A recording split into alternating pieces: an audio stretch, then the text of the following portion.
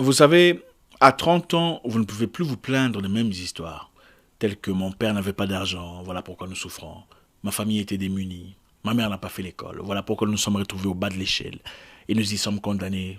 La vie est un combat, une lutte au corps à corps où tous les coups sont permis, dépendamment de vos valeurs. Si tu es un homme, à 30 ans, tu dois changer, tu dois avoir de la maturité, tu dois commencer à montrer les signes d'une personne stable, d'une personne ayant une direction dans la vie. Tu n'es plus un petit. La vie est dure, c'est vrai, mais tu dois avoir une direction.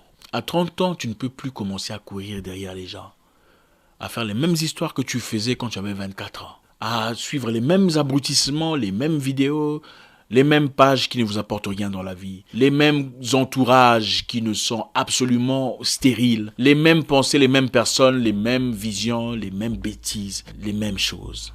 Non, il faut grandir.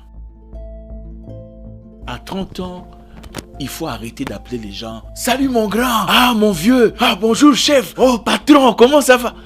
Il faut arrêter ça, dégradant. Je pourrais comprendre que vous ayez des grands, des gens qui vous ont vu dans votre enfance, des gens qui vous ont vu grandir, qui ont été peut-être amis à vos grands frères ou vos grandes sœurs. C'est très bien, la politesse est une bonne forme de reconnaissance et d'humanisme. Mais ne faites pas de « Salut mon grand »,« Bonjour mon vieux »,« Bonjour mon chef »,« Mon patron » une culture.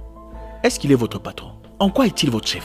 Vous savez, dans ce monde ici, c'est la course. C'est une guerre, une lutte au corps à corps, où tous les coups sont permis, selon vos valeurs. Vous n'êtes pas venu pour accompagner quelqu'un sur Terre. Vous n'êtes pas venu pour être la main d'œuvre de qui que ce soit. Vous êtes là pour faire votre histoire. Et si vous ne vous prenez pas au sérieux, si vous ne pensez pas assez grand pour vous-même, si vous ne réfléchissez pas conformément aux idées, aux valeurs, aux ambitions que vous tenez pour vous-même, quelqu'un vous prendra pour travailler dans son rêve. Quelqu'un vous prendra et vous se servira de vous pour compléter son rêve à lui. À force d'appeler les gens gratuitement patron, chef, boss, mon grand, supérieur, on crée sans le savoir une mentalité de dépendance. Regardez, je ne vous encourage pas à manquer de respect à qui que ce soit. Mais à 30 ans, vous êtes petit. Vous serez grand à quel âge? C'est à quel âge que vous comptez devenir grand? On choisit d'être grand. On choisit de grandir. Il faut prendre soin de votre vie. Prenez charge de votre avenir. Tu as 30 ans en quête d'opportunités. Au lieu de passer ton temps à ne rien faire, habille-toi correctement. Habille-toi comme il se doit. Parfume-toi. Si tu n'as pas de parfum, mais même le parfum des Chinois, il n'y a pas de problème. Du mélange avec insecticide en distance comme ça. Ça va sentir bon. Ok? Faites-le. Allez dans un coin huppé de votre ville, un restaurant, je sais pas, une terrasse où des gens importants se présentent. Asseyez-vous. Achetez un coca. Juste un coca, d'accord? Et observez, regardez. Vous ne savez pas qui vous pouvez rencontrer là-bas. Achetez un coca, ce n'est pas cher. Et dites bonjour et souriez. Bonjour, comment allez-vous? Faites un compliment. Très belle chemise. C'est la porte. Ah, merci. Présentez-vous. Je m'appelle Patrick. Il vous répondra certainement. Moi, c'est Roland. Quand vous dites votre nom à quelqu'un, on a naturellement tendance à dire son nom. Dites, il fait très beau aujourd'hui. Vous venez souvent ici? C'est comme ça qu'on commence une conversation dans le respect. Et à la fin, donnez votre carte de visite. Oui, faites faire une carte de visite. Je ne sais pas ce que vous allez écrire là-dessus. Vous allez trouver. Mais faites une carte de visite. Regardez, vous n'êtes pas parti derrière cette personne disant bonjour chef, bonjour boss, je cherche une opportunité. Vous êtes parti en disant bonjour, belle chemise. Ah, je m'appelle Patrick. Il y a le respect dans tout ça. Vous voulez une vie remplie d'ambition? Je vous encourage d'aller dans des réunions, des conventions, des colloques où les grands se réunissent. Écoutez, je connais un gars là, bourrique, qui est devenu politicien à force de toujours aller derrière les politiciens. Donc finalement, il n'était pas aussi bourrique que ça. Vous êtes beau, vous êtes jolie, une belle femme, un bel homme. Qu'est-ce que vous en faites? Vous n'êtes pas venu accompagner qui que ce soit sur Terre. Vous êtes là pour laisser votre propre marque. Mais aussi longtemps que vous considérez inférieur, inadéquate, vous ne remplirez pas l'office pour lequel le Créateur vous a créé. Vous êtes là pour impacter. Commencez à le faire. Je me souviens à 24 ans, mon père me disait, après lui avoir posé une question très importante sur ma vie à moi, il me dira, Zarko, tu es maître de ta vie. Et ça m'a choqué. Devenir grand, malheureusement, n'a absolument rien à voir avec l'âge. Surtout pas dans notre époque. Grandir est une question de maturité. Et la maturité est une question de décision. Avez-vous deux faces, comme la plupart des gens? Il y a une face qu'ils cachent. Là, il y a la saleté, les bêtises, l'abrutissement. Et il y a l'autre face qu'ils montrent au monde. Là, ils parlent correctement français, bonjour. Et ils essaient de raffiner un tout petit peu ce qu'il y a. Vous ne pouvez pas avoir deux faces. On a une fois reçu un message sur Facebook venant d'une femme, une proposition qui me semblait pas mal. Alors on a décidé d'aller jeter un coup d'œil sur son profil. Question de nous accoutumer un tout petit peu à l'environnement. Sur sa page principale, on pouvait voir quelques photos d'elle, légèrement habillée, Une photo spécifique où elle disait « Regardez mes points de beauté, j'en ai beaucoup ». Et il s'agissait de ses cuisses. Okay, elle montrait des points de beauté sur ses cuisses. Et on a regardé la photo de profil qui disait « Ça sort comme ça sort ».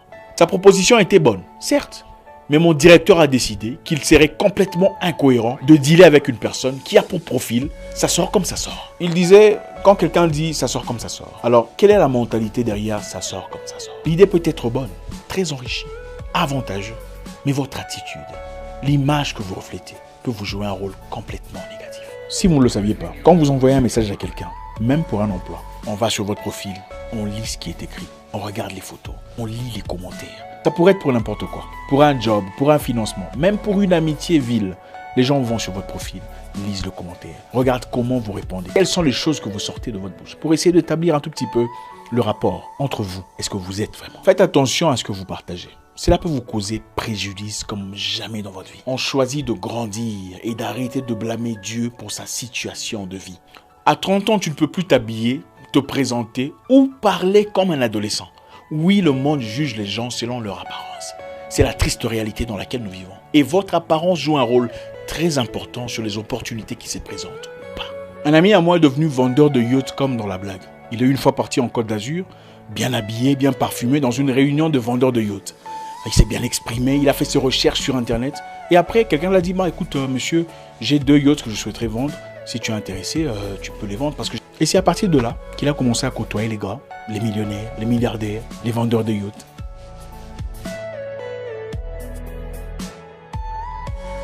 La plupart de nos vieux, qui ont fait des choses emphatiques pendant leur existence, l'ont effectué pendant la trentaine. Né en 49, en 81, Thomas Sankara devient secrétaire d'État. Donc il avait 32 ans. Et à 33 ans, il devient président de la République. Pendant que nous, la jeunesse d'aujourd'hui, qu'est-ce que nous faisons?